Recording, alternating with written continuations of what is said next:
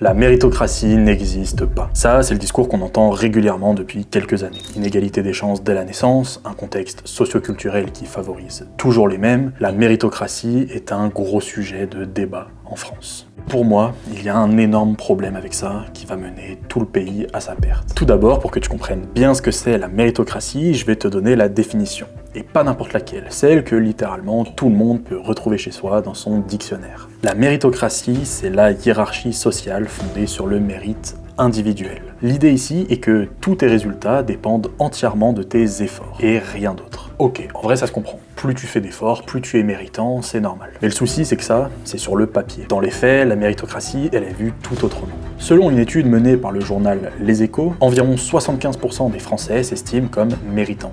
Mais seule la moitié d'entre eux considèrent que ce mérite a été suffisamment reconnu par leur entourage. C'est le score le plus bas parmi tous les pays étudiés. Et ces dernières années, on remarque que beaucoup de Français ne croient plus du tout dans le système car en réalité, ça ne repose pas que sur les efforts. C'est vrai qu'il y a l'éducation, le milieu social dans lequel on a grandi, notre entourage, une part de chance, bref, énormément de données qui rentrent en compte pour réussir dans la vie. Mais moi j'ai vraiment un souci avec ça. Alors, je sais, je suis un homme blanc de 22 ans qui est grandi dans une famille où j'ai jamais manqué de rien, mais le problème, à force de pointer tout le temps l'inégalité des chances, le contexte socio-culturel, etc., c'est qu'on donne une importance beaucoup trop forte aux choses qu'on ne maîtrise pas. On se dit de toute manière que tout est joué d'avance et donc on oublie l'essence même du mérite, qui est de faire des efforts. Il y a quelques jours, je discutais avec un gars dans une communauté Discord. SO Bixley pour la communauté Big Banger Studio, c'est vraiment une pépite. Le sujet de la discussion avec ce gars portait sur le fait que sa vidéo n'avait pas fait les vues escomptées, que YouTube n'avait pas du tout montré sa vidéo, le nombre d'impressions était vraiment gaze, bref, c'était un échec total. Alors qu'il avait travaillé énormément. En vrai, c'est hyper frustrant, c'est rageant, bref, quand ça nous réussit pas, je peux comprendre qu'on a juste envie de péter un câble. Mais c'est la suite de cette discussion qui m'a vraiment intrigué et poussé à faire cette vidéo. Parce que de ce que je comprenais de la discussion et de où il voulait en venir, c'est que si les prochaines fois la vidéo ne fait encore pas de vues, si la prochaine fois les résultats sont encore hyper gaze, alors qu'il se tue à la tâche, pourquoi est-ce qu'il continuerait de faire des efforts pour si peu de résultats? Et en vrai, ça se comprend. Tout ne repose pas sur les efforts, il y a un algorithme derrière, c'est pas une science exacte, il y a une petite part de chance qu'on contrôle pas, et en vrai, c'est ultra rageant, je sais bien. Mais dans ce cas, comment veux-tu devenir un youtubeur à succès, avec des vidéos qui font des millions de vues, qui sont vues par tout le monde, si tu ne fournis pas le maximum d'efforts possible? Il ne faut pas oublier que la réussite, même s'il y a cette petite part de chance, elle ne sera jamais accessible sans les efforts qui vont avec. Et donc, à force de trop penser à tout ce qu'on ne peut pas contrôler, on va juste se dire « j'arrête de faire des efforts » car de toute manière, la méritocratie, ça n'existe pas, donc autant rester dans cette situation et ne rien changer. Mais si je te disais qu'en réalité, tout ça, c'est faux. Que la méritocratie existe, que la méritocratie n'existe pas, tout ça, c'est faux. Personne n'a raison, personne n'a tort, rien, stop. La méritocratie, c'est dans ta tête.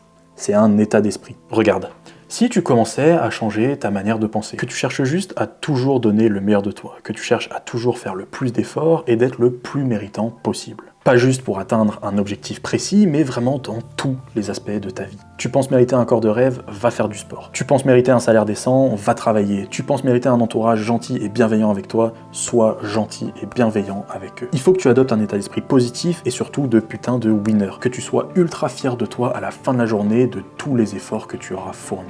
Et là, non seulement tu auras réussi à provoquer cette petite chance et plein de belles choses te seront arrivées dans la vie, mais tu auras aussi mérité quelque chose de crucial, l'estime de soi. Tu sauras au fond de toi que tu es méritant, pour de vrai. Pas par rapport à d'où tu viens, pas par rapport à comment on t'a éduqué, juste pour tes efforts. Pas besoin d'attendre que quelqu'un te dise que tu mérites, tu le sais déjà, au fond de toi. Pour ma part, pendant 21 ans, j'avançais toujours bien dans toutes les étapes de la vie, sans que ça me paraisse très compliqué. Mais il y a peu de temps, la réalité m'a mis une énorme claque, tout simplement. Il y a 1 an et demi, je me suis vu refuser juste aux portes de l'alternance. Après 5 entretiens pour la même boîte, on arrive à la fin, et on n'est plus que 2.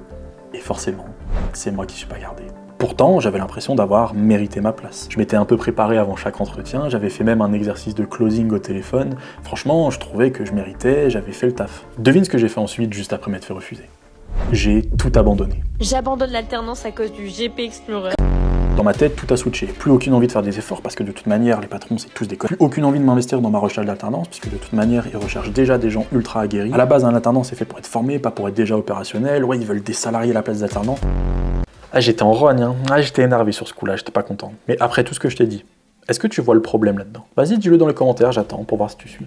Au premier échec, j'ai arrêté de faire le moindre effort. J'ai arrêté de me donner à fond, tout simplement. Alors oui, ça a mené vers du positif, maintenant je suis en freelance et je suis beaucoup plus épanoui, certes. Pendant longtemps, je me suis rassuré en me disant que c'était un mal pour un bien au final et que, en vrai, maintenant je suis beaucoup plus heureux dans ma situation. Mais le véritable problème de fond, je me le suis caché pendant des mois. Comment aurais-je pu mériter de trouver une alternance, dans un secteur aussi bouché que la communication en plus, sans faire le plus d'efforts possible, sans faire plus d'efforts que les autres? C'est quel niveau d'autofellation de se dire à 21 ans que je méritais une alternance plus que d'autres? Et surtout de remettre la faute sur les autres. C'était pas moi le problème, alors que j'avais fait 0 effort. J'avais pas donné le maximum de mes efforts et surtout, je me suis arrêté dès le premier refus. Mais bon, ça c'était il y a 1 an et demi, maintenant je me suis lancé en freelance, je suis beaucoup plus heureux, surtout parce que j'essaie d'adopter ce mindset au quotidien. J'essaie de faire le plus d'efforts possible tout le temps, d'essayer d'être le meilleur dans chaque chose que j'entreprends. Alors, je te dis pas que ça va amener à de la réussite à chaque fois, bien entendu, mais c'est déjà la première étape pour mériter vraiment ce que tu veux dans la vie. Ce que je veux que tu retiennes de tout ça, c'est que dans la vie, malgré d'où tu viens, quelles que soient tes chances de départ, il faut que tu gardes en tête qu'il faut toujours donner le meilleur de toi dans tout ce que tu fais. Car même le mérite,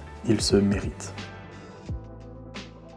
Cette vidéo, elle n'a pas été simple à écrire, je me suis vraiment cassé la tête parce que je trouvais que le sujet de la méritocratie, il était plutôt intéressant à traiter. C'est un sujet qui fait vraiment débat en France et en vrai, moi j'ai une opinion peut-être qu'un peu différente des autres. Mais je voulais pas que ça paraisse déplacé ou insultant pour les personnes qui, pour le coup, méritent vraiment des choses dans la vie et qui n'arrivent pas à atteindre leurs rêves juste à cause du racisme, de là où ils ont grandi et de leur éducation. Je voulais vraiment que tu comprennes derrière ton écran que, en vrai, on peut se donner toutes les excuses qu'on veut, il y a plein de choses qu'on ne peut pas contrôler, mais c'est pas grave. Déjà, essaie de donner le maximum possible, que tu fasses le plus d'efforts dans tout ce que tu entreprends, ça pour le coup, tu peux le contrôler. J'espère que cette vidéo t'a plu, n'hésite pas à me faire ton retour dans les commentaires pour que je puisse m'améliorer sur les prochaines vidéos. Abonne-toi, like, commente, active la petite cloche, bref, tu connais la chanson. Moi je te dis à la prochaine, prends soin de toi et donne le meilleur de toi-même, c'était SLN Edits.